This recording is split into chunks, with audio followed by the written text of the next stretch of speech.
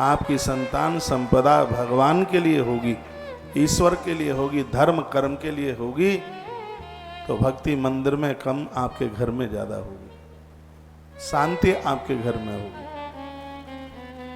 आप पैसा रुपया भगवान को लगाते हैं, अच्छी बात है, अपनी संतति को भी ईश्वर से जोड़िए। धन्य है माता सुनीति जिसने अपने बेटे को भगवान से जोड़ दिया। आज की कथा बड़ी अलौकिक है, बहुत आनंद आएगा। सबसे आनंद की बात, हमारे मध्य में बिहार की धरती से आश्रम की संपूर्ण गतिविधियों के साथ में जुड़ी हुई प्रतिमा माता मेरे ठीक सामने बैठी हुई है, जिन्हें आज का प्रमुख यजमान बनने का सौभाग्य प्राप्त हुआ है। आश्रम की ऐसी कोई गतिविधि और आश्रम का ऐसा कोई सेवा कार्य प्रकल्प नहीं है जिसमें प्रतिमा मैया का सहयोग बढ़ चढ़ करके ना हो, हर कार्य में और बहुत आगे चल करके। भगवान कृपा करे, मैं कथा कहने के लिए छपरा जल्दी जाऊं। प्रभु को आज मैं विशेष रूप से प्रार्थना करता हूं। बिहार मुझे बहुत अच्छा लगता है, सही में ये बनावटी बात नहीं है। लोग तो पता नहीं यूपी बिहार के लिए क्या क्या बोल देते हैं। इतने भोले लोग हैं, मैं गया जी में जाता हूँ, इतने सीधे लोग हैं, उनके मुंह में से बोल नहीं निकलता। भाषा उनकी बड़ी मधुर लगती है। हमारे आश्रम में कई बच्चे बिहार के काम कर रहे हैं, कोई छल नहीं, कोई कपट नहीं। जब कभी रहा होगा बिहार, तब जैसा रहा होगा। आप बिहार की बुराई ना करना, क्योंकि मेरी माँ की जन्मभूमि है जानकी माता की, तो बिहार के जितने भी लोग हैं वो सब हमारे मामा नाना नानी हैं, इसलिए हम बुराई नहीं सुनेंगे बिल्कुल। ऐसे बिहार प्रदेश की पावन धरती से आज प्रतिमा माता, आपको सौभाग्य प्राप्त हुआ है।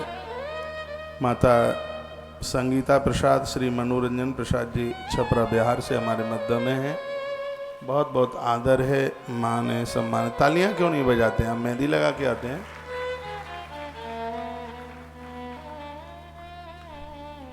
ताली नहीं बजती है तो फिर ऐसा लगता है कि आनंद में कहीं कोई कमी रह रही है।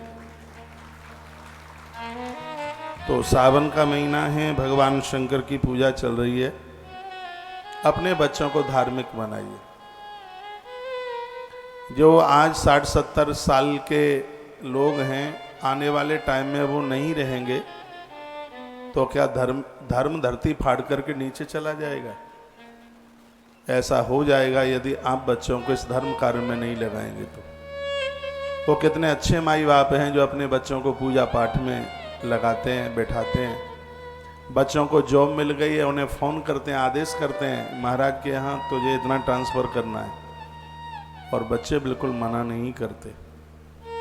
और मैं कहूँगा संपदा वहीं टिकती है जो परिवार ईश्वर के साथ में जुड़े हुए हैं। जो परमात्मा के साथ जुड़ा है वो बच जाएगा, और जो ईश्वर से दूर है वो जल करके राख हो जाएगा, वो बचेगा नहीं। लंका की एक कहानी है, कथा है, धू करके पूरी लंका जल गई, लेकिन एक विभीषण कर गृह नहीं। विभीषण का घर बच गया। क्यों? लंका जल रही थी तो लंका के लोग रावण की टांग से लटक रहे थे, अरे बचाओ बचाओ बचाओ। इस लंका में एक ही व्यक्ति तो ऐसा था जिसने राम चरणों का सहारा ले लिया था, वो था विभीषण। विभीषण बच गए क्योंकि उन्होंने भगवान के चरणों का सहारा लिया। संसार में वही बचेंगे जो भगवान के बन गए। 2013 में तबाही आई, बह गए, चले गए, लेकिन जिन्होंने शंकर की पिंडी को पकड़ लिया था, बहुत लोगों ने नंदी को पकड़ लिया था, बहुत लोग उस घंटे से लट गए, कुछ लोगों ने मंदिर के खम्भों को पकड़ लिया। वो बचे बचाए लोग मुझे मिले हैं और वहां की वो घटना बताते हैं। ईश्वर हर प्रकार से रक्षा करने वाला है। मनुष्य जीवन मुझे और आपको मिला है, हमें और आपको चाहिए हर हिसाब से हम भगवान के प्रशंसक, उनके पूजक बने, उनकी गाथाएं, उनकी बातें लोगों के पास तक पहुंचाएं। दुनिया के दूसरे धर्म का हर व्यक्ति अपने धर्म को आगे फैलाना चाहता है, वायरल करना चाहता है, लेकिन इस हिंदू को क्या हो गया? इसको अपने धर्म में उत्साह क्यों नहीं है? गणेश उत्सव आ रहा है, मुस्कुराहट होनी चाहिए। जन्माष्टमी आ रही है, गुदगुदी होनी चाहिए। हरियाली तीज आ रही है, अमावस्या आ रही है, हरियाली अमावस्या, इतने इतने जितने तीज त्योहार हमारे पास हैं इतने तो है ही नहीं किसी के पास। तो हमें तो बहुत उत्साहित होना चाहिए, बहुत खुश होना चाहिए। आइए कुछ बातें मैं आपको शिवलिंग से जुड़ी हुई बातें कर लूं। भगवान शंकर की, महादेव की जो शिवलिंग पिंडी है, इसकी जलहरी में शक्ति पार्वती बसती है। ये बातें आपने सुनी नहीं होंगी, सुन लो इसको। जो जलहरी में शिव पिंडी नीचे गड़ी हुई है, नीचे का भाग विधाता ब्रह्मा जी का है। ठीक जो मध्य का भाग है वो भगवान विष्णु का है, वहां विष्णु बैठते हैं।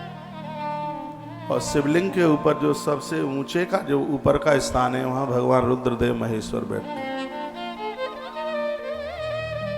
यह बात मैं इसलिए आपको बताने के लिए जा रहा हूं, सोमवार के दिन अष्टमी पड़ जाए तो जलहरी जहां पानी गिरता है, नीचे का जो स्थान है, बेटियां शिव पूजा में वहीं पर बेलपत्र चढ़ाती हैं।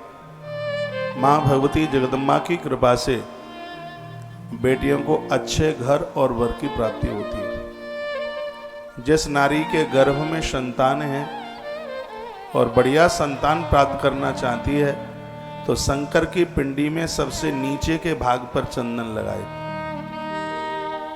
बंदन करे, पूजन करे, बेलपत्र चढ़ाए, समी पत्र चढ़ाए, जिससे गर्भ में संतान समाप्त नहीं होगी।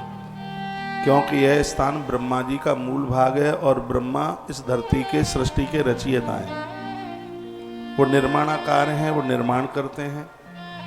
उनका मंत्र भी मैंने एक आध बार सुनाया, ओम ब्रह्मणे नमः। ये बात बहुत अद्भुत है और बजनीक बात है। गर्भ में संतान है या जो संतान को जन्म देने के लिए स्त्री पुरुष मन बना रहे हैं, भगवान शंकर के पिंडी पर नीचे के भाग में, जहां वो जलहरी के साथ जुड़ी हुई है पिंडी, वहां पर अरोली, चंदन, फूल, पूजा उस स्थान पर करें। ओम ब्रह्मणे नमः इस मंत्र का उच्चारण करें। यहां पर विधाता ब्रह्मा विराजित होते हैं। यह स्थान ब्रह्मा जी का है।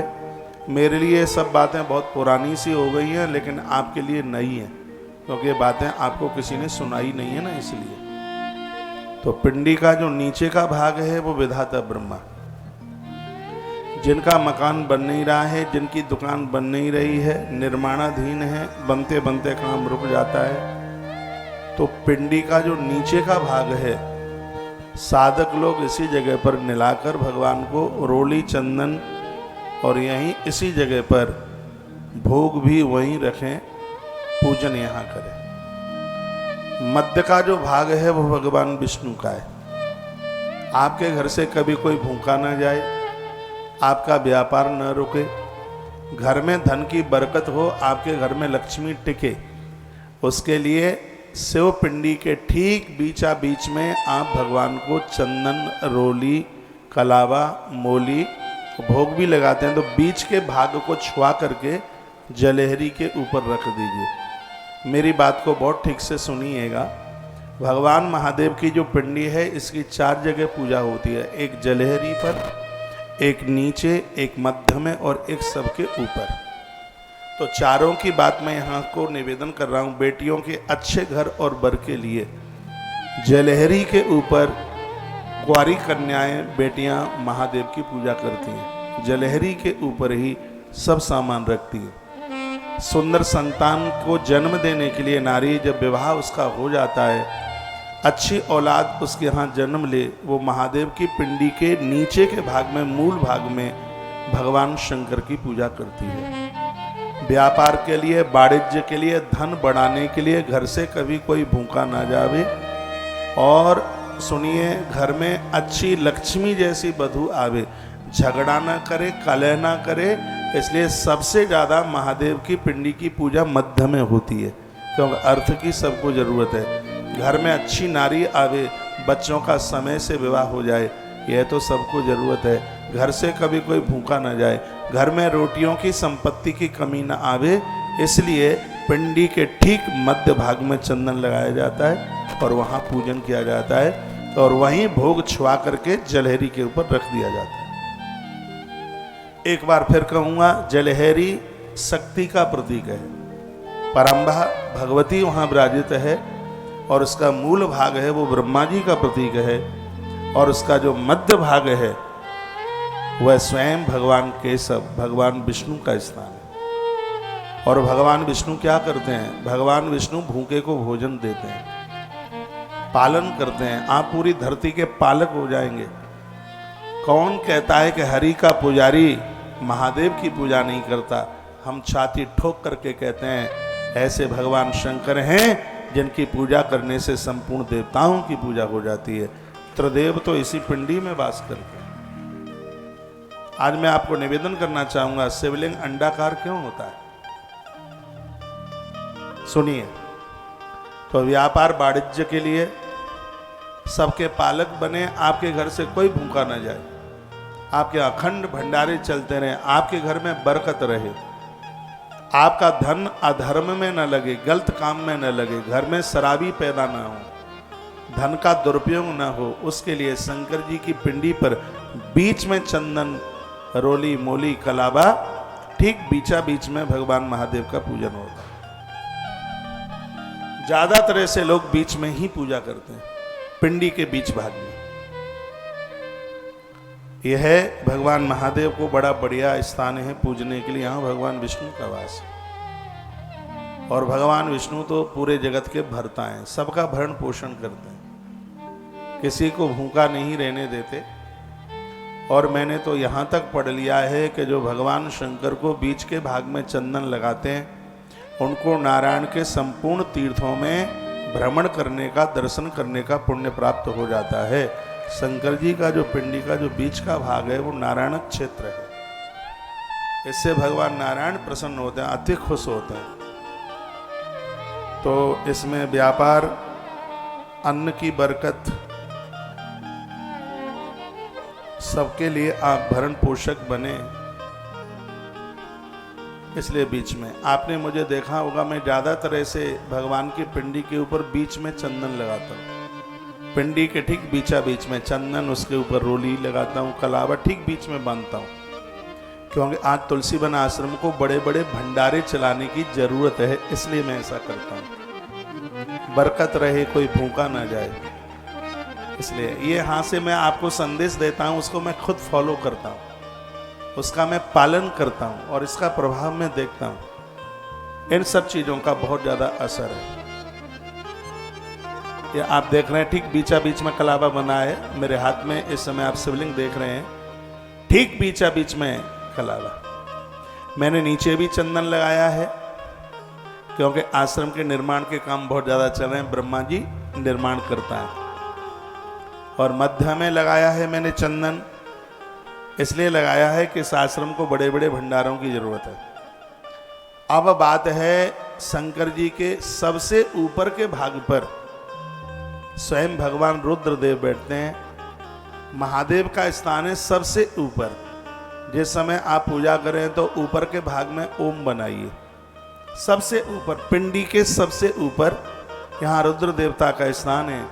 और यहाँ पूजा करने से दो चीजें मिलती हैं, एक है विद्या और एक है मोक्ष। जो भी वानप्रस्थी लोग हैं, वृद्ध लोग हैं, वो पिंडी के ऊपर सबसे ऊपर, बीच में आप लगा देते हैं चंदन, अच्छी बात है, नीचे भी लगाइए, बीच में भी लगाइए, ऊपर जरूर लगाइए। विद्यार्थियों के लिए इस पिंडी के सबसे ऊपर पूजन करेंगे, उसके ऊपर पूजा का सामान चढ़ाएंगे। विद्या समस्तास्तव देव भेदा, संपूर्ण विद्या तुम्हारे पास चल करके आएगी। जो विद्यार्थी काल अपना जीवन जी रहे हैं, शंकर की पिंडी के ऊपर के स्थान पर चंदन, रोली है, पूजा की सामग्री है ऊपर। और एक वानप्रस्थी लोग हैं जो पता नहीं अब कितने समय के हैं, भगवान शंकर की पिंडी के सबके ऊपर चढ़ाने से विद्या और मोक्ष दोनों चीजों की प्राप्ति होती है। यह भगवान शिवलिंग का एक बहुत बड़ा विज्ञान है। जो माँ भगवती जगदम्बा के पुजारी हैं, शिवलिंग की पूजा करने से माँ जगदम्बा से प्रसन्न होती, बहुत प्रसन्न। जो उनके महादेव को पूजता है, माँ भगवती दुर्गा से प्रसन्न होती है। अब क्या बताऊं, घड़ी का कांटा भागता है, 12:52 हो रही हैं। अभी इस प्रसंग का विस्तार करूंगा, कहीं जाइएगा नहीं। सबसे पहले जैसे 1 बजे तत्काल आप तुलसी तपोवन यूट्यूब चैनल पर जुड़ जाइए और संपूर्ण कथा का आज आनंद लीजिए। हल्ला बोल कथा है। जितने भी मुझे बाहर से सुन पा रहे हैं, शाम को विद्यार्थियों के लिए अद्भुत अभिषेक होने वाला है और जिसमें हम 3 मुखी रुद्राक्ष भी सिद्ध करने को जा रहे हैं भगवान शंकर के ऊपर चढ़ा के, फिर वह आपके बच्चों को यह प्राप्त होगा। इतनी छोटी सी सहयोग राशि रखी है, 650 रुपये की सहयोग राशि, और मैं कहूँगा इस कार्य से, इस पूजा से आपके बच्चे ना चूक पाए। और जो मैं विधियाँ बता रहा हूँ, इसी विधि के साथ में यह महारुद्रा अभिषेक होने वाला है। आप अपने बच्चों का नाम और गोत्र हमारे पास भिजवा दीजिए, ये पूजा हो जाएगी। पहली सूचना। दूसरी, हाँ, शाम तक जो भी नाम हमारे पास आते हैं 5 बजे तक, उन्हें ये सौभाग्य प्राप्त हो जाएगा। और दूसरी सूचना यह है कि कल है शुक्रवार, और मैंने बोला है यदि ईश्वर ने आपको व्यवस्था की है तो सावन के हर शुक्रवार को कुछ महारुद्रा अभिषेक आपके परिवार की तरफ से हो जाए। 6000 एक बार में नहीं हो सकता, 2 बार में करा लूँ। सहयोग राशि इतनी सी है, 6000 की सहयोग राशि कितनी, 2500 रुपया। उसमें अद्भुत रुद्राक्ष की माला संग ही प्रसाद रूप में दी जा रही है। कल मैंने अपने हाथों से दी है, तो उसके लिए नामांकन, क्योंकि अब शुक्रवार दूर नहीं है, कल ही है, इसलिए उसका नामांकन कल एक विशेष रूप से महामृत्युंजय जप यहाँ होने वाला है, उसका नामांकन आप करा लें। 1 सप्ताह रुद्राभिषेक का सहयोग सिर्फ 5000 रुपया है। 7 दिन आपका अभिषेक हो जाए। सोमवार के महारुद्राभिषेक की लिस्ट अभी पूरी की जा रही है। कृपया नामांकन करा के अपना रजिस्ट्रेशन नंबर ले लें। भगवान की कृपा से उज्जैन नगरी में इतना आनंद आ रहा है कि शब्दों में बयानित नहीं किया जा सकता।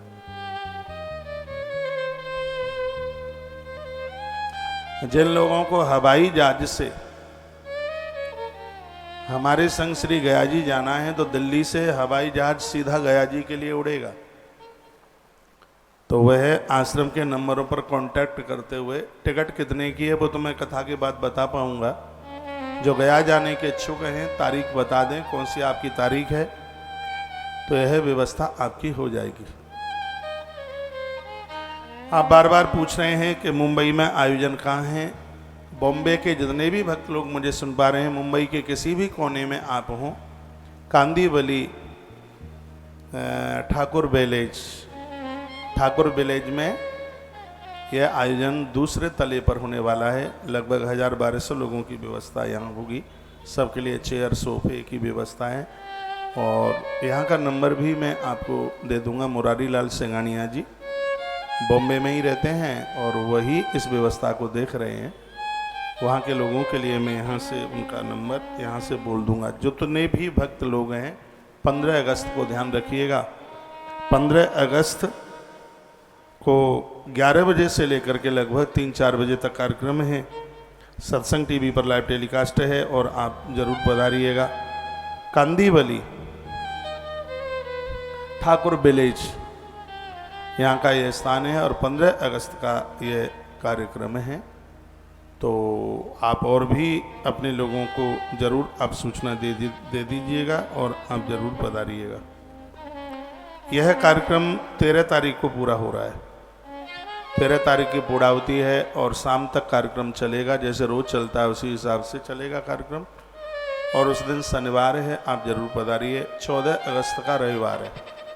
14 अगस्त को सुबह 10 बजे से लेकर 1 बजे तक हम ओमकारेश्वर में हैं और माँ नर्मदा महात्म में 3 घंटे का कार्यक्रम है। वहाँ पर जितना भी हमें बाहर से लोग आप सुन पा रहे हैं, उधर से धार साइड से आप लोग, महेश्वर साइड से जो भी लोग आप आना चाहें, आप उधर जरूर पधारिएगा और वहीं हम मिल जाएंगे आपको मंदिर के आसपास। नाव में बैठ के कार्यक्रम चलेगा। ये पूरा नर्मदा महात्म, नर्मदा माँ की गोद में बैठ के ही सुनाया जाएगा। 3 घंटे का कार्यक्रम है। 1 बजे पूरा हो जाएगा कार्यक्रम। उसके तत्पश्चात 3 बजे से लेकर शाम 7 बजे तक 1 दिन का कार्यक्रम है इंदौर में। यह जगह है काकेश्वरी देवी मंदिर, सफ़ेद मंदिर जिसे बोलते हैं, परदेसीपुरा रेडीमेड कॉम्प्लेक्स के पास।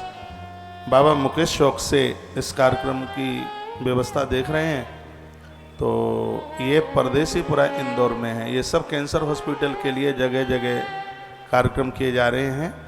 ये परदेसीपुरा में है कांकेश्वरी देवी मंदिर, जिसको सफ़ेद मंदिर भी कहते हैं। बहुत बड़ा एसी हॉल है, आपको गर्मी नहीं लगने देंगे। 3 बजे से लेकर के लगभग 7 बजे तक यह कार्यक्रम है। 3 से 7 बजे तक का कार्यक्रम करा के मेरी पूरी टीम 9 बजे की ट्रेन पकड़ करके मुंबई जाएगी और मैं 15 तारीख को पहली फ्लाइट से बॉम्बे पहुंचूंगा। तो यह कार्यक्रम है कांकेश्वरी देवी मंदिर, सफ़ेद मंदिर, परदेसीपुरा रेडीमेड कॉम्प्लेक्स के बिल्कुल पास में है। तो टाइमिंग से हैं 3 बजे, ठीक 3 बजे कार्यक्रम शुरू हो जाएगा, दोपहर बाद 3 बजे। तारीख याद रखिएगा 14 अगस्त। 14 अगस्त को आप इंदौर में इस कार्यक्रम में सम्मिलित होइए और मन बना के आना है। ये नहीं कि हाथ हिलाते हुए चले आए। क्या मन बना के आना है कि हम गौ माता के आयोजन में जा रहे हैं। गौ माता को ज़्यादा से ज़्यादा सहयोग करना है। बटुआ खाली कर दो, भगवान कुबेर द्वारा भर देंगे, चकाचक लबालब।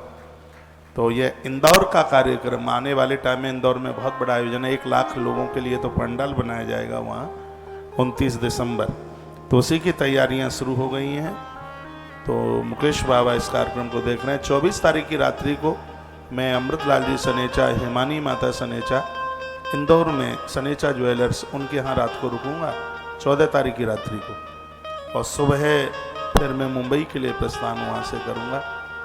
तो मुंबई का और ये कार्यक्रम, ये दोनों आपको बता दिया है। और ये डन हो गया है नासिक का कार्यक्रम। 17 अगस्त से लेकर के 27 अगस्त तक पूरा 11 दिन का कार्यक्रम है। वहाँ 15 दिन भादों के भी उसको समझा जाता है सावन में। तो यह भी बड़ा अद्भुत कार्यक्रम है, वहाँ आने वाले लोग भी मन बना लें। संपूर्ण कार्यक्रम ये गोवंश गौ माता के लिए हो रहा है। अपनी सेवाएं देश में आप कहीं भी बैठे हुए हैं संप्रेषित कीजिए यहाँ, और यहाँ आपके द्वारा समर्पित आहुतियाँ एक नेक कार्य में लग रही हैं, भगवान के काम में लग रही हैं, परमात्मा के कार्य में लग रही हैं। अगले मंगलवार के लिए भी उसमें दुर्गा सप्तशती का पाठ और उसमें 56 भोग, ये सब व्यवस्थाओं के साथ में, उसके लिए भी मैंने अनाउंस कर दिया है। उसके लिए भी आप नामांकन करा लें। और कालसर्प पूजा 2 अगस्त को है, उसका रजिस्ट्रेशन आप अभी से ले लें। यह भी बड़ा अद्भुत कार्यक्रम है। जैसे यहाँ आप अनुष्ठान देख रहे हैं रुद्राभिषेक, ऐसा ही कार्यक्रम नासिक में होने के लिए जा रहा है। कथा तो वहाँ रुद्राष्टक राम कथा है, बहुत आनंद आएगा। बहुत लंबे समय के बाद मैं राम कथा गाऊंगा। आप आ सकें तो आप जरूर पधारिएगा। जो जो मैंने कार्यक्रम आपको ये बताए हैं, ओमकारेश्वर की धरती पर बहुत सफ़ेद धोतियाँ 14 तारीख को वितरित होंगी। तो उसके लिए भी मैं आपको एक सहगुरासी बता दूंगा। वहाँ बहुत पंडित लोग हैं, ब्राह्मण लोग हैं। इतना बड़ा वहाँ कार्यक्रम होगा, इतना बड़ा अनुष्ठान होगा। तो उसके समापन पर शंकर श्वेत धोती से बड़े प्रसन्न होते हैं, ऐसा मैंने शिव पुराण में पढ़ लिया है, वो भी आपको बता दिया जाएगा। तो इन कार्यक्रमों के साथ में आप जुड़िए। मुंबई का जो एड्रेस है कांदीवली ठाकुर विलेज, आप जरूर पधारें और इन आयोजनों से जुड़ कर के और इन सेवा कार्यों को आप एक शक्ति दें। मैं घूमने के लिए नहीं जा रहा हूँ, घूमना तो क्या है, और मेरे पास घूमने के नाम पर तो 1 मिनट भी नहीं है। मैं गौ माता के कार्य में हर प्रकार से लगा हूँ। ये बहुत बड़ा काम है। एक ही साथ 10 गौशालाओं का उद्घाटन होना है और ये मेरे जीवन की एक बहुत बड़ी उपलब्धि होगी। 10 गौशालाओं में लाख से ऊपर गौ माता का दर्शन होगा, द्वारा से दाल भात खाने का मौका मिलेगा। तो उसके लिए दिन रात काम में लगे। भगवान को आप प्रार्थना कीजिए कि संकल्प बहुत जल्दी पूरे हो जाए। हाँ, कर लो सो काम, भज लो सो राम, काल करे सो आज कर, आज करे सो अब, और पल में पलड़े होएगी फिर बहोर करेगा कब। जल्दी जल्दी कर लो, जल्दी जल्दी जल्दी जल्दी, फिर के लिए कुछ भी मन छोड़ो। यहाँ स्थानीय लोग आप आते हैं, देखो आप अनुष्ठान के लिए आ रहे हैं और आपका यहाँ अभिषेक हो रहा है, ये तो बहुत अच्छी बात है ही। तो इसके साथ साथ आप इस गौवंश के रक्षण के लिए आप अपनी सहयोग राशियाँ अक्षयवृत्ति सेवा के साथ जुड़ करके, इन तमाम सेवाओं के साथ जुड़कर 21,000 रुपये का सहयोग लेकर के और गौ माता को पूर्ण रूप से एक संरक्षण देने का पूरा कार्य किया जा रहा है, जिसमें एक सवासेर भूषा आपकी तरफ से गौ माता को सदैव जीवन पर्यंत नहीं, प्रलय पर्यंत यह चलता रहेगा। थोड़ा थोड़ा बचाते रहो। 21,000 रुपया जमा करके कार्ड आपको भी प्राप्त हो जावे। आने वाले समय में यह कार्ड आपको बहुत काम में आवेगा। तो इन सभी सेवा कार्यों के साथ में आप जुड़िए। मानस की एक चौपाई गा करके और मैं इस प्रसंग को आगे की तरफ लेकर के जा रहा हूँ। बहुत आनंद देने वाली कथा है शिव महापुराण की। गाइए हमारे साथ। आशुतोष तुम अब डरदानी, आरती है रहो दीन जन जाने, आरती है रहो दीन जन जाने। आशुतोष तुम अब डरदानी, आशुतोष तुम्हें अब डरदानी, आरती हर दीन जन जाने। आशुतोष तुम्हें, आशुतोष तुम्हें अब डरदानी, आरती हर दीन जन जाने, आरती हर दीन जन जाने। आशुतोष तुम्हें, आशुतोष तुम्हें अब डरदानी, आरती हर दीन जन जाने। आशुतोष तुम्हें अब डरदानी, अब डरदानी, आशुतोष तुम्हें, आशुतोष तुम्हें, आशुतोष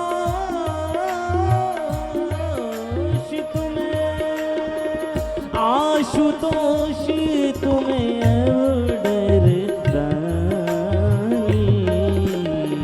आरती हर दीन जन जाने, आरती हर दीन जन जाने।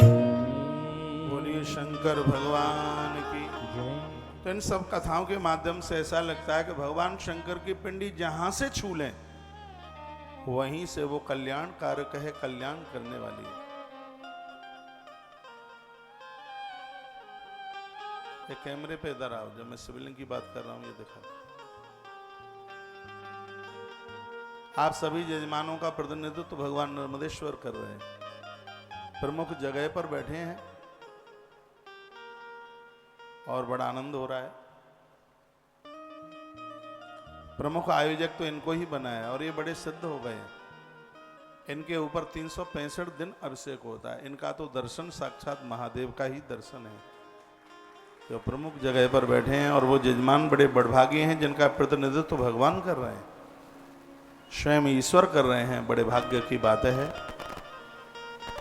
तो आज मैंने इतनी अद्भुत बात आपको निवेदित की है कि बेटियां, अविवाहित बेटियां शंकर की जलहरी के ऊपर पूजा की सामग्री छोड़ती हैं, चढ़ाती हैं, उन्हें अच्छे घर और वर की प्राप्ति होती है। विवाह के बाद नारी संतान को जन्म देने को जा रही है, जो भी चीज़ महादेव के ऊपर चढ़ाए तो उसके नीचे मूल भाग में जरूर छुआए, चाहे वह धूप हो, चाहे बेलपत्र हो, रोली, चंदन, कलावा, सुपारी, लौंग, इलायची, जो भी कोई है तो उसका जो नीचे का मूल भाग है उस पर स्पर्श जरूर कराए। व्यापार वाणिज्य के लिए घर में बेटे को अच्छी बहू आवे, बिना लड़ाई झगड़ाई करने वाली आवे, तो शिव पिंडी शिवलिंग का जो मध्य का भाग है सामग्री चढ़ाते समय उस पर स्पर्श कराइए। बच्चों से आप पूजा कराते हैं तो जो सामान है वो पिंडी के ऊपर चढ़ाइए। वृद्ध लोग पूजा कर रहे हैं, वह भी अपने मोक्ष के लिए, उद्धार आत्मकल्याण के लिए पिंडी के ऊपर जरूर उसको स्पर्श करें। तो यह है भगवान महादेव के शिवलिंग पूजन की एक विधि टाइप की मैंने आपके बीच में रखी है। और मुझे लगता है कि शायद यह इतनी बड़ी जानकारी महादेव के लिए हो सकता है पहली बार ही सुन रहे हैं, ऐसा भी हो सकता है, क्योंकि बहुत सी बातें मैं आपको बता भी पहली बार ही रहा हूँ। कथाएं तो मैंने पूर्व में भी और भी करी हैं शिव महापुराण की। महादेव मेरी धमनियों में रमते हैं, मेरी बड़ी श्रद्धा है, और उनके प्रति श्रद्धा न होगी तो मैं उनके लिए एक शब्द भी नहीं बोल पाता। मैं होठ हिला रहा हूँ और मेरे कंठ में बैठ करके भगवान महाकाल पता नहीं क्या क्या बुलवा देते हैं, उनकी कृपा है। बच्चों के लिए, विद्या के लिए और मोक्ष के लिए शंकर का ऊपर का स्थान। वाणिज्य व्यापार, घर में कलह न करें स्त्रियां, झगड़े न हो घर में, उसमें मध्य का भाग। निर्माण और अच्छी संतान के लिए शिव पिंडी का नीचे का भाग, और बेटियों के विवाह जीवन के लिए अच्छा घर बर मिले उसके लिए जलेहरी का पूजन। जहाँ शिव पिंडी उस पर स्थापित है, नीचे के भाग को जलेहरी कहते हैं, वो बेटियां उसका पूजन करें। तो यह महिमा भगवान महादेव की है, अवडरदानी महाशिव, जिनकी कृपा से सब कुछ प्राप्त हो जाता है। कल मैंने आपको निवेदन किया है कौन सी धातु के शंकर जी कितने बड़े ज्यादा अपने आप में प्रभाव रखते हैं। कल आप ये सुने थे, नमः कनकलिंगाय वेदलिंगाय वै नमः, नमः परमलिंगाय व्योमलिंगाय वै नमः। धरती पर ऐसी कोई जगह नहीं है जहाँ शिवलिंग नहीं पूज रहा, आकाश में ऐसी कोई जगह नहीं है जहाँ शिवलिंग नहीं पूज रहा, 14 भुवन में 3 लोकों में ऐसी कोई जगह नहीं है, 3 लोक 14 भुवन में ऐसी कोई जगह नहीं है जहाँ भगवान शंकर के शिवलिंग की पूजा नहीं है। पाताल में शिव पिंडी पूज रही है, मृत्यु लोक में शिव पिंडी पूज रही है, और ऊपर के लोकों में भगवान शंकर के शिवलिंग का पूजन होता है। लक्ष्मी माता चांदी रजत के शिवलिंग पर पूजा करती है, माता पार्वती स्वर्ण के शिवलिंग पर पूजा करती है, इंद्र की पत्नी इंद्राणी वो हीरा के शिवलिंग के ऊपर पूजन करती है, और भगवान जो कुबेर हैं वो पार्द के शिवलिंग पर पूजा करते हैं, यमराज हैं वो लोहे के शिवलिंग के ऊपर पूजन करते हैं। ऐसा कोई है ही नहीं जो भगवान शंकर को न पूजे। लोग कहते हैं कि शंकर पर हल्दी नहीं चढ़ती, और हम ये कहते हैं कि मिट्टी में हल्दी मिला करके यदि आप पूजन करते हैं, भगवान शंकर का पार्थिव पूजन करते हैं, तो आपके दुकान मकान को कोई उच्चाटन जादू टोना टोटका नहीं कर सकता, खुद मर जाएगा। इतना बड़ा प्रभाव है। हल्दी के शिवलिंग बनाए जाते हैं और उनका पूजन होता है। मक्खन के शिवलिंग बनाए जाते हैं। कल आप सुन रहे थे कनेर के फूल के, दुश्मन परास्त हो जाएगा, कनेर के फूल के शिवलिंग बनाए जाते हैं। यहाँ तक कि गौ माता के गोबर के शिवलिंग बनाए जाते हैं और उनकी पूजा होती है। बहुत बड़ा विज्ञान है भगवान महादेव की पूजा का, और सत्य यही है जो सर्वाभावीन भगवान शिव की शरण में आ जावे उसको सब कुछ मिल जाएगा। ये सब कथाएं सुनकर अपना इष्ट मत छोड़ना, अपना इष्ट मत बदलना, मेरी प्रार्थना है। मेरे मुंह से जिस कथा को सुनोगे वही बुलंदा ऊंची दिखेगी। नासिक में आपको लगेगा कि रामायण से ऊपर कुछ है ही नहीं। कथा सुनाऊं शिव महापुराण की और शिव महापुराण का ओरा न जागे तो फिर मेरा यहां सुनाने से मतलब क्या है।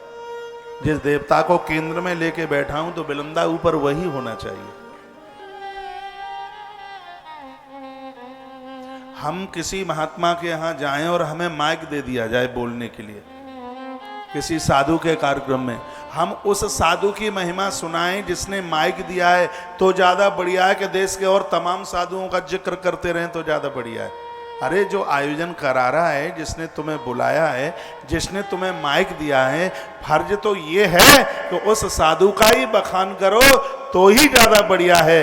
यहाँ महाकाल ने बुलाया है, महाकाल की व्यासपीठ है, इसलिए इस व्यासपीठ से महादेव का ही गुणान वादन होगा, गुणगान शंकर का होगा। और शिव पुराण की व्यासपीठ पर बैठकर और हमारे औरे में महादेव ना बैठे तो फिर उस शिव पुराण का मतलब क्या है उसका? फिर आपसे पुराण सुन रहे हैं, शंकर को मानिए लेकिन अपने इष्ट को मत बदलिए। नहीं तो बहुत लोग जितनी कथाएं सुनते हैं उतने ही इष्ट बदल लेते हैं। भागवत की कथा सुन लेते हैं तो उनका कृष्ण इष्ट हो जाता है, राम कथा सुनते हैं तो राम जी इष्ट हो जाते हैं, गणेश जी के दिन आते हैं उन दिनों में उनके गणेश जी इष्ट हो जाते हैं, सावन के महीने में उनके महादेव इष्ट हो जाते हैं, और हर मंगलवार को हनुमान उनका इष्ट हो जाता है। इष्ट बदला नहीं जाता। इष्ट तो ऐसे है जैसे एक पत्नी के लिए पति, पति के चरणों में उसकी श्रद्धा है, घर के सब लोगों का आदर करती है, सबका मान करती है। और जिस घर की गृहिणी घर में सबका आदर करती है तो उसका पति अपनी पत्नी के ऊपर अति प्रसन्न होता है। हमारे हिंदू सनातन संस्कृति में जब हम सभी देवताओं का आदर करते हैं तो हमारा इष्ट हमारे ऊपर अति प्रसन्न होता है, उसको जलन नहीं। सबका आदर मान कीजिए, अपने इष्ट के चरणों में पूर्ण श्रद्धा रखिए। जिसके ऊपर इष्ट की कृपा होती है उसका कोई काम ही नहीं बिगड़ता। किसी भी देवता को हृदय से, दिल दिमाग से बहुत मानिए, समझिए। आप कहते हैं कि किसको इष्ट के रूप में, हमारी तो श्रद्धा सबके प्रति है। आप एक लाख ईश्वर को, परमात्मा को, विविध प्रतिमाओं का पूज रहे हो, उन्हें 1 लाख में तो भी 1 देवता ऐसा होगा जो आपको ज्यादा दिमाग में आता है, स्मरण में ज्यादा आता है, ध्यान में ज्यादा आता है, और उससे आपकी ऑटोमेटिक कुछ प्रीति ज्यादा होती है। और जिसके प्रति आपका ज्यादा खिंचाव है वही आपका इष्ट है। और ऐसा जरूरी नहीं है कि पति और पत्नी का एक ही इष्ट हो। जब इन्होंने एक संग जन्म नहीं लिया और मौत भी एक संग नहीं होगी तो ये जरूरी थोड़ा ही है कि इष्ट दोनों के एक ही हों, गुरु दोनों के एक ही हों। बेटियों को दीक्षा नहीं दिलाई जाती, यह कह करके विवाह के बाद में फिर पति का कोई और गुरु होगा तो माता पार्वती विवाह से पूर्व ही नारद से दीक्षा लेती है। एक प्रमाण नहीं है, अनेकानेक प्रमाण है इस बात के लिए। क्या कहा जाएगा कि पति को तो वो गुरु अच्छे लग रहे होंगे और पत्नी को ना लगे, तो फिर इसमें साधक अपने आप में स्वतंत्र होता है और उसके ऊपर कभी जोर मत दीजिए। मेरी माताएं प्राय अपने पति को जोर देती रहते हैं, चलो दीक्षा के लिए, चलो दीक्षा के लिए, और उसकी श्रद्धा नहीं है बिल्कुल। वो जबरदस्ती से, नहीं इन्हीं से लेनी पड़ेगी, ये हमारे गुरु है। अरे तुम्हारे ही तो गुरु हैं, उसकी श्रद्धा नहीं है तो क्यों जबरदस्ती कर रहे हैं आप? यदि वाणी में दम है महात्मा के में तो एक दिन ऐसा होगा वो दौड़ता दौड़ता बिना खींचे तुम्हारे पास खिंचता ही चला आएगा। थोड़ा टाइम लग सकता है, आपको जोर लगाने की जरूरत ही नहीं है, वो आ जाएगा, बिल्कुल टाइम पर आ जाएगा। और फिर ऐसा आएगा कि फिर जाएगा ही नहीं, और जबरदस्ती से लाओगे तो वो भाग सकता है, और अपनी श्रद्धा से आएगा तो वो टिक जाएगा।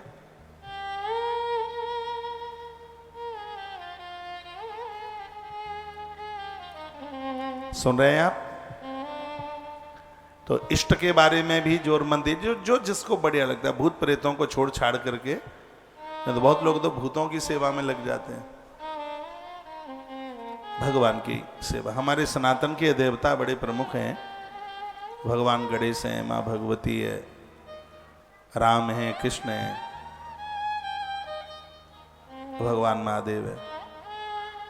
महादेव पार्वती कोई भेद कोई अंतर मत समझिए, राधा कृष्ण कोई अंतर मत समझिए, सीताराम कोई अंतर नहीं, राधे श्याम कोई अंतर नहीं। आपके शंकर इष्ट हैं, पार्वती को आपको मानना ही पड़ेगा। आपके कृष्ण इष्ट हैं, माँ राधा को मानना ही पड़ेगा, क्योंकि राधे राधे जपो तब चले आएंगे बिहारी। जानकी माता को याद करोगे तो राम दौड़ते हुए आएंगे, पर अंबा को याद करोगे तो महादेव अपने आप को रोक ही नहीं पाएंगे। तो जीवन में एक इष्ट तो स्वीकार करें। इस लाइन में आप खुल करके आए नहीं हैं। जिस समय आप इस लाइन में बैठ जाएंगे पंक्ति में, और इसमें जीवन जीना शुरू कर देंगे, आप ईश्वर के बिना नहीं रह पाएंगे। कौन कहता है कि भगवान की तरफ आने से संसार के काम छूट जाते हैं? ऐसा कुछ भी नहीं है। संसार के काम के समय पर आप दुनिया के काम, संसार के काम कीजिए। दिन रात को मिलाकर के 24 घंटा होता है। 24 घंटे को 6-6 घंटों में बांट दो। 6 घंटा नींद लें, 6 घंटा परिवार और समाज को दें, 6 घंटा भगवान को दें और 6 घंटा व्यापार को दें। बढ़िया जीवन जी लोगे। एक बार फिर बताऊं, 24 में 6-6 घंटे के हिसाब से 4 चरण बन जाएंगे। 6 घंटा नींद सोने के लिए। यदि आप 6 घंटा नहीं सो रहे हैं तो अपने जीवन के साथ दुश्मनी कर रहे हैं आप।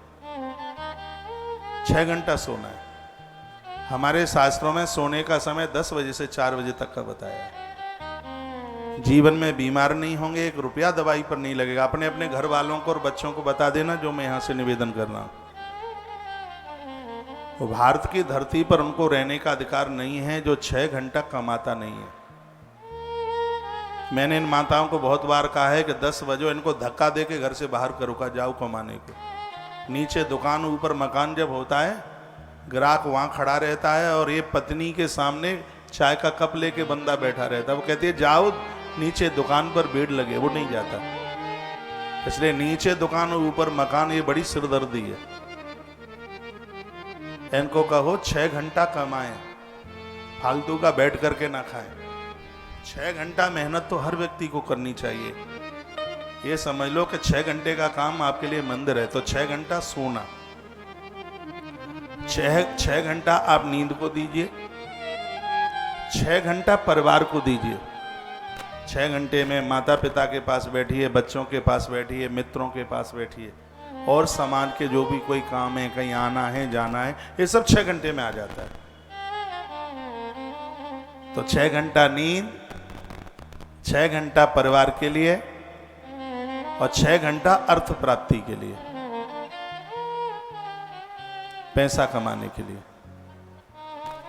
और 6 घंटा भगवान के लिए। तीर्थ यात्रा वगैरह पूरे साल का कैलकुलेट करोगे तो 6 घंटे में आ जाएगा। 6 घंटा भगवान के लिए। पूरे साल का आप कभी 4 धाम के लिए, तीर्थ यात्रा के लिए जाते हैं, तो जब उसको कैलकुलेट करोगे तो वो सब 6 घंटे में आ जाएगा। 6 घंटे में भगवान की पूजा कथा, ये सब 6 घंटे में आ जाता है। भगवान की पूजा है, आराधना साधना है, आप भगवान के लिए कथा सुनते हैं, मंदिर जाते हैं, सब 6 घंटे में आ जाता है ये। तो एक ऐसा इंडेक्स बन जाए जीवन का कि अपने 24 घंटे को आप 4 भागों में बांट दें।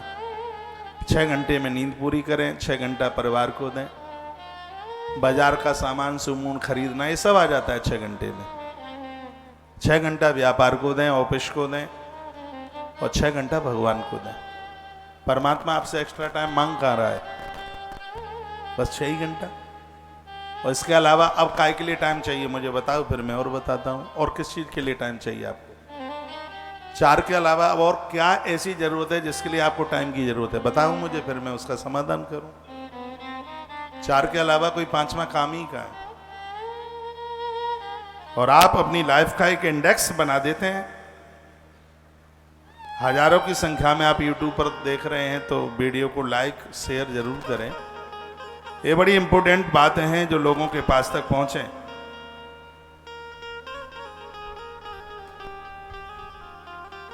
और वो इससे कुछ प्राप्त कर पाए।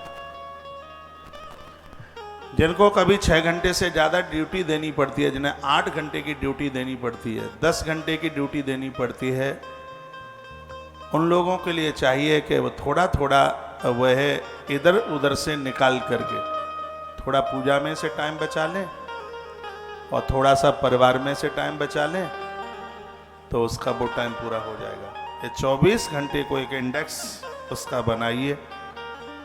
इस तरीके से यदि जीवन जिया जावे तो जीवन आनंद से भर जाएगा।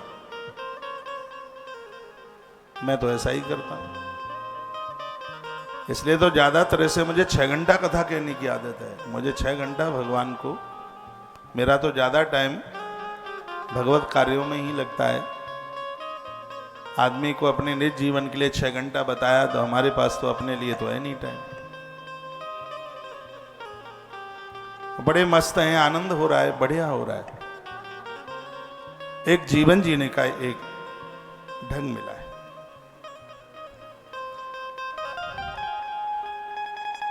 नमः सहस्रलिंगाय वहनिलिंगाय वै नमः। नमः पुराणलिंगाय श्रुतलिंगाय वै नमः। ये पुराण ग्रंथ वेद सब लिंग रूप है। यह सब भगवान शिव में समाहित है। इसलिए परमात्मा से अलग कुछ भी नहीं है। मनुष्य जीवन हमें और आपको यह मिला है,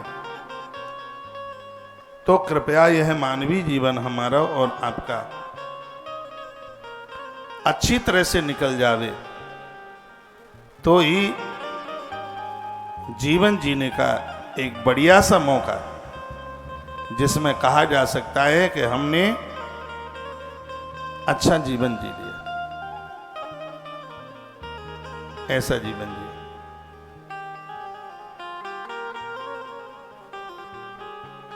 संसार तो धोखा देने वाला है। सब उम्र बीत गई धोखे में, परिणाम न जाने क्या होगा।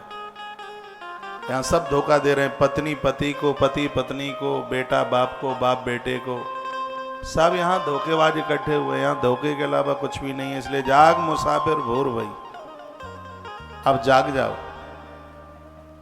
भरोसा मत करना इस दुनियादारी का। आइए 2-3 पंक्तियां। सब उम्र बीत गई धोखे में, परिणाम न जाने क्या होगा। जब समय आखिरी आएगा, भगवान न जाने क्या होगा। आइए 2-3 पंक्तियां, बड़ी सुंदर पंक्तियां हैं। कुसुम चौहान की पंक्तियां हैं। बहन आइए, अच्छा लगेगा।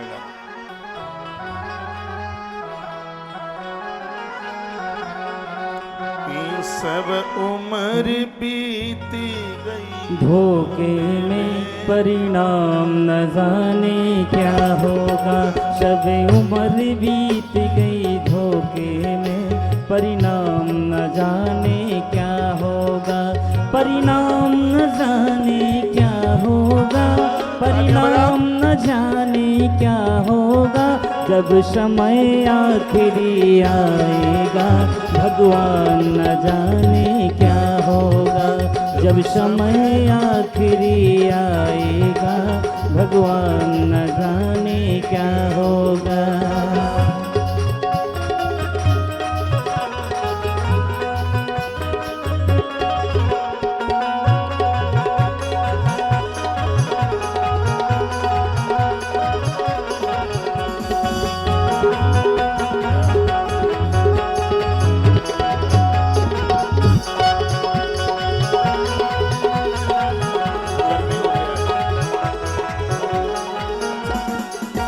जिस प्रभु ने सुख धन धान दिया, जिस प्रभु ने सुख धन धान दिया, नहीं प्रेम से उसका नाम लिया, नहीं प्रेम से उसका नाम लिया। जीवन भर गंदा काम किया, परिणाम न जाने क्या होगा। सब उम्र बीत गई धोखे में, परिणाम न जाने क्या होगा।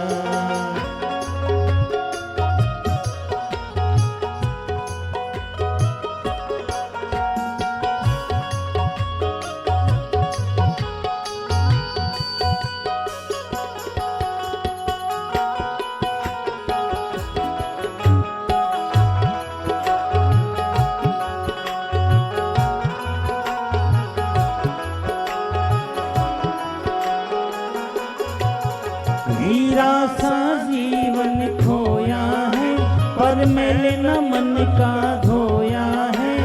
हीरा सा जीवन खोया है, पर मैंने न मन का धोया है। ये बीज पाप का बोया है, भगवान न जाने क्या होगा। ये बीज पाप का बोया है, भगवान न जाने क्या होगा। जब समय आखिरी आएगा, भगवान न जाने क्या होगा।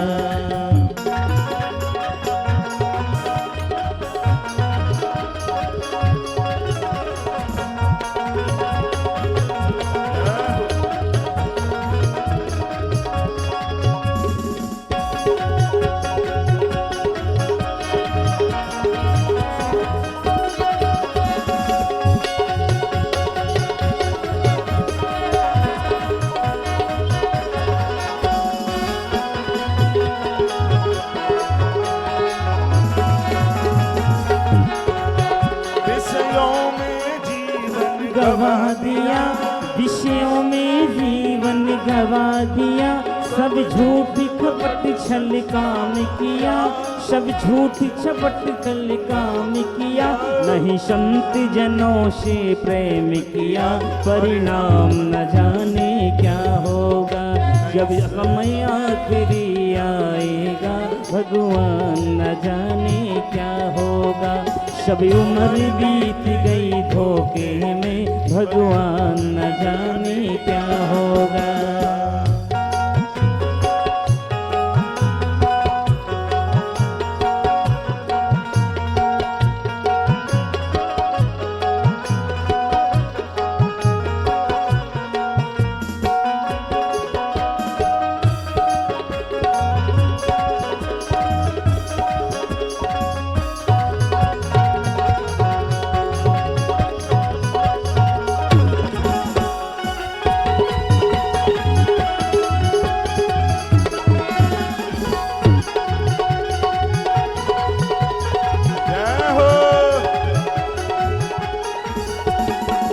नहीं अच्छा कोई काम किया, नहीं अच्छा कोई काम किया। तन से जीवन भर पाप किया, तन से जीवन भर पाप किया। मन से प्रभु का नहीं नाम लिया, भगवान न जाने क्या होगा। मन से प्रभु का नहीं नाम लिया, परिणाम न जाने क्या होगा। जब समय आखिरी आएगा, भगवान न जाने क्या होगा। सभी उम्र बीत गई धोखे में, परिणाम न जाने क्या होगा।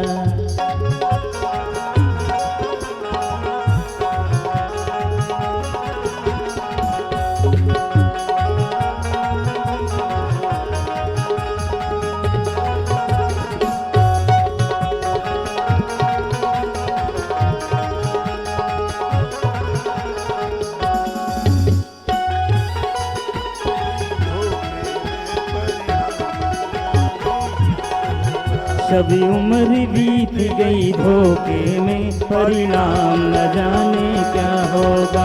सभी उम्र बीत गई धोखे में, परिणाम न जाने क्या होगा। जब समय आखिरी आएगा, भगवान न जाने क्या होगा। जब समय आखिरी आएगा, भगवान न जाने क्या होगा। भगवान न जाने क्या होगा, भगवान न जाने क्या होगा। सब समय बीत गए धोखे में, भगवान न जाने क्या होगा। सभी उम्र बीत गई धोखे में, परिणाम न जाने क्या होगा। सभी उम्र बीत गई धोखे में, परिणाम न जाने क्या होगा। परिणाम न जाने क्या होगा, परिणाम न जाने क्या होगा। महादेव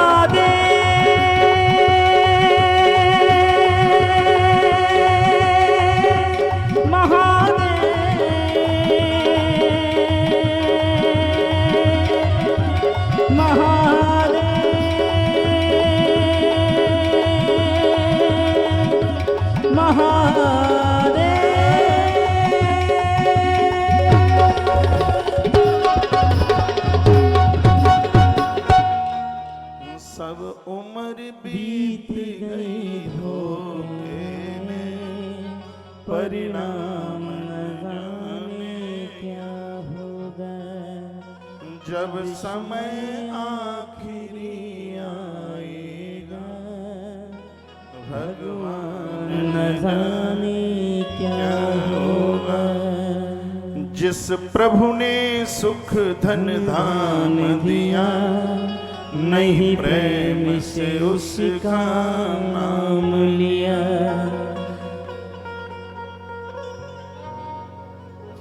जीवन भर गंदा काम किया, परिणाम न जाने क्या होगा।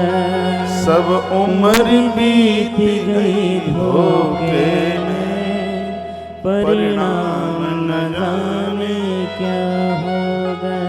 जब समय आखिरी आएगा, भगवान न जाने क्या होगा। ये बात सिर्फ ताली बजा के ही मन निकाल देना, हाँ। इसके ऊपर बड़ा विचार करना है। पूरा जीवन, आधे से ज्यादा जीवन निकल गया, थोड़ी सी श्वासें रह गई हैं।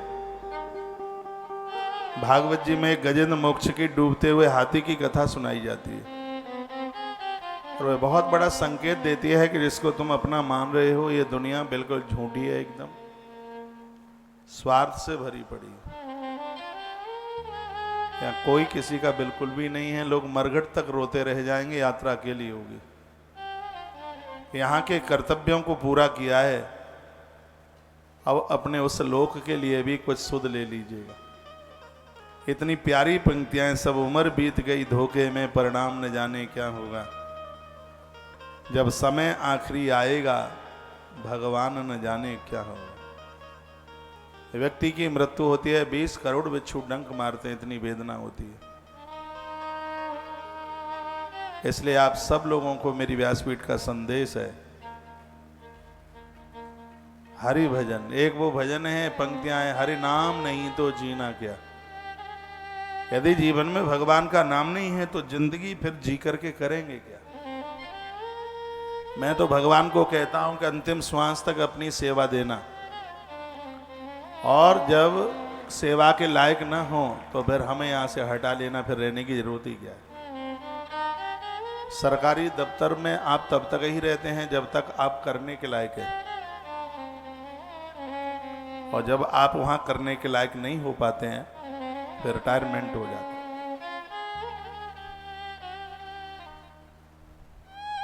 यदि हम कुछ अच्छा ना कर सके, जीवन व्यर्थ है, बेकार है, किसी मतलब का नहीं है। इसलिए इस महापुराण के माध्यम से सबको आग्रह पूर्वक निवेदन, अच्छा जीवन जीने की कोशिश ही नहीं, जीवन जीना, अच्छा जीवन जीना शुरू कर दीजिए। अच्छा सा मंदिर आपने बनाया है, गणेश गोपाल को बिठाया है उसमें, पार्वती महादेव भी बैठे हैं उसमें, हनुमान राम भी बैठे हैं। हमारे और आपके दिन का आरंभ भगवत सत्ता से हो। आपके पास जो है, हमारे पास जो है, वो सब भगवान का है, और हमें उसको ईश्वर का ही मानना चाहिए। हमें उतना ही लेने का अधिकार है जितनी बैंक में गड्डियां आती हैं, मैनेजर उन्हें सुरक्षित करता है, रखता है, अपना काम अपनी तनख्वाह से चलाता है। बैग भर के ले आएगा तो हथकड़ी डल जाएगी। तो यही स्थिति है। परमात्मा की विशेषता देखिए, उसने कहीं ताला नहीं डाला, बिल्कुल सब उसका खुला है। किसी माई के लाल में दम हो तो मरते समय यहां से एक कीला उठा के तो देख ले, उसका विधान देखो, सब खुला पड़ा है, स्वतंत्र, बिल्कुल खुला है, कहीं उसने ताले नहीं डाले। उसका ऐसा विधान है कि यहां से कुछ नहीं ले जा पाएंगे। लाए नहीं थे तो ले कैसे जाएंगे। इसलिए कहा गया था, तेरा तुझको अर्पण क्या लागे, मेरा उपजय जगदीश हरे। तेरी चीज तेरे लिए समर्पित है। मनुष्य जीवन मिला है, मनुष्य जीवन को सुख के साथ नहीं, मनुष्य जीवन को आनंद के साथ जोड़िए। ऐसा थोड़ी कहा जाता है कि नंद के सुख भयो जय कन्हैया लाल की। ये कहा जाता है नंद के आनंद भयो जय कन्हैया लाल की। भगवान सुख स्वरूप नहीं है, भगवान आनंद स्वरूप है। मुझे कोई ऐसा बंदा नहीं मिला जिसका नाम हो सुख स्वरूप, नहीं। ऐसे बहुत लोग मिले हैं जिनका नाम है आनंद स्वरूप। श्रीमान जी आनंद स्वरूप, अग्रवाल आनंद स्वरूप, शर्मा आनंद स्वरूप, ब्रह्मा, बहुत मिले हैं। सुख स्वरूप नहीं मिला। परमात्मा सुख रूप है ही नहीं, भगवान आनंद रूप है, आनंद स्वरूप है वह। तो वस्तुओं में जो कुछ मिलता है वो तो किंचन मात्र सुख है, और भजन में जो मिलता है वो सुख नहीं, वो आनंद है, आनंद है। आइए कुछ विशेष बातें हैं आपके बीच में रखता हुआ, और यात्रा को आगे के लिए लेके चल रहा हूं। रोजाना मैं शिवलिंग पूजन से बात करता हूं, तो आज भी मैंने वहीं से बात शुरू की है। लिंग थाप कर दिवत पूजा, शिव समान नहीं मोहि न दूजा। भगवान राम कहते हैं शंकर के समान मेरे लिए तो कोई प्रिय है नहीं। जो लिंग थाप यानी शिवलिंग की स्थापना करता है, भगवान कहते हैं मेरे लिए उससे प्रिय कुछ